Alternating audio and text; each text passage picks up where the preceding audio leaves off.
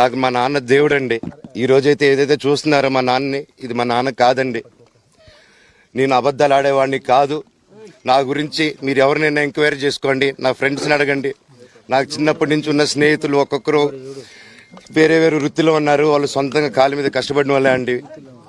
And నేను కూడా నా సొంతంగానే వచ్చాను, కానీ ఏ రోజు ఇది చేయండి అది చేయండి అని అడిగింది లేదు. అండ్ ప్రతిదీ నేను సాయంత్రం వచ్చి మీకు ఎక్స్ప్లెయిన్ చేస్తాను. దయచేసి కోఆపరేట్ చేయండి. థ్యాంక్ యూ మీరు అందరూ ఉన్నందుకు. విజయ్ అనే వ్యక్తి నిన్న అంత చెప్పిన తర్వాత కూడా మా ఇంట్లోనే నన్ను కొట్టేటప్పుడు అతని కారు ఉంది, వెనకాల నుంచి అలాగే వెళ్ళిపోయారు అందరూ ఉండంగానే. మీరు అతని కారు నంబరు, అతని సిగ్నల్ని దయచేసి ట్రాక్ చేయండి. అన్ని కంప్లైంట్లు పెట్టిన తర్వాత కూడా మా ఇంట్లో ఎందుకున్నాడు ఆ దొంగ? మీరు దయచేసి ఇది ఇమీడియట్ చేసుకోండి. నేను సాయంత్రం లోపల ఒకసారి మీరు అన్నారు ఇందాక మా నాన్న దేవుడు అని చెప్పి చెప్తాను సార్.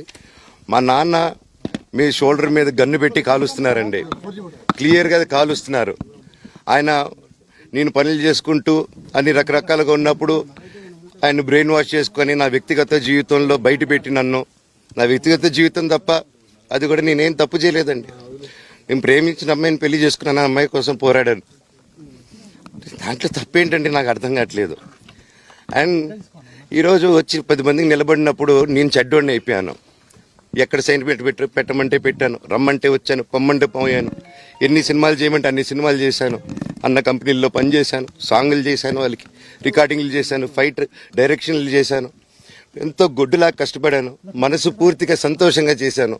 నాకు ₹1 అడిగింది లేదు, ఆశించింది లేదు. నేను దానికోసం నాకు కావాలి, నేను పనిచేసిన దానికి కూడా నేను అడగట్లేదు.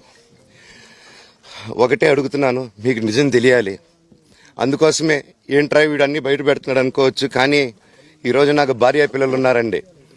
ఈరోజు నేను నిలబడకపోతే రేపు నా కొడుకు పెద్దోడైన తర్వాత, కూతురు పెద్ద అయిన తర్వాత వాళ్ళకి నేను సమాధానం చెప్పుకోలేను. నేను దొంగతనం చేసి వేరే వాళ్ళు కడుపులు కొట్టి నా పిల్లల మొహం నేను చూడలేను, ఆ కూడు నా పిల్లలకి పెట్టలేను.